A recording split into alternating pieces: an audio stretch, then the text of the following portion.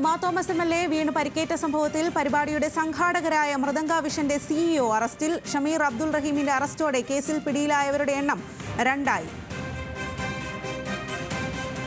വിവരങ്ങളുമായി സഹിൻ ആന്റണിയാണ് ചേരുന്നത്. സഹിൻ, MLAയുടെ പരിക്കിനെ തുടർന്നുണ്ടായ ഈ ഒരു അന്വേഷണം അല്ലെങ്കിൽ സുരക്ഷാ വീഴ്ചയിൽ ദ്രുതഗതിയിൽ പോലീസ് നടപടി സ്വീകരിക്കുന്നു എന്നുള്ളതാണ് ഇതിൽ നിന്ന് മനസ്സിലാക്കാനായിട്ട് സാധിക്കുന്നത്. ഇപ്പോൾ അറസ്റ്റിലായത് CEO ആണ്. വിവരങ്ങൾ നൽകാം. അതുതന്നെയാണ്, അതായത് മൃദംഗ വിഷന്റെ CEO ആണ് ഇപ്പോൾ അറസ്റ്റിലായിട്ടുള്ളത്. ഷമീർ അബ്ദുൾ റഹീമാണ് പിടിയിലായിട്ടുള്ളത്. ഇയാൾ കഴിഞ്ഞ ഏതാനും ദിവസങ്ങളായി ഈ പ്രോഗ്രാമിൻ്റെ പുറകെ തന്നെ ആയിരുന്നു ഉണ്ടായിരുന്നത്. ഇന്നലെ വൈകുന്നേരത്തോടെ ഈ ഉമാ തോമസ് MLA നിലത്ത് വീണതിന് ശേഷം ഇവരാരും തന്നെ പ്രതികരിക്കാൻ തയ്യാറല്ലായിരുന്നു. എന്നാൽ ഇന്ന് മാധ്യമങ്ങളിലൂടെ ഈ വാർത്ത പുറത്തു വരികയും പിന്നീട് ഇവരുടെ അറസ്റ്റ് പോലീസ് രേഖപ്പെടുത്തുകയുമായിരുന്നു.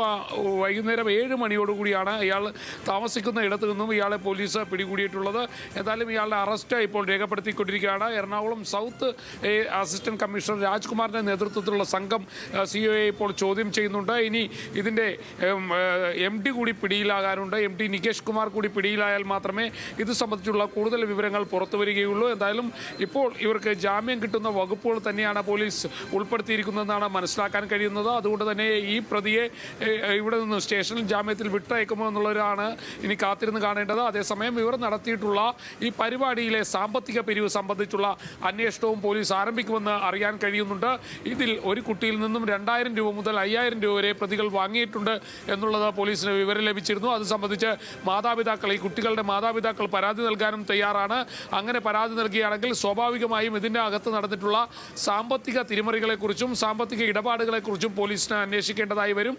ഈ കേസിൽ സുപ്രധാനമായിട്ടുള്ള ഒരു പ്രതി ഇപ്പോൾ പിടിയിലായി കഴിഞ്ഞിരിക്കുന്നു. മൃദംഗ വിഷന്റെ CEO ആയിട്ടുള്ള ഷമീറാണ് പിടിയിലായിട്ടുള്ളത്. ഇയാളെക്കുറിച്ച് കൂടുതൽ വിവരങ്ങൾ പോലീസ് ശേഖരിച്ചു വരികയാണ്.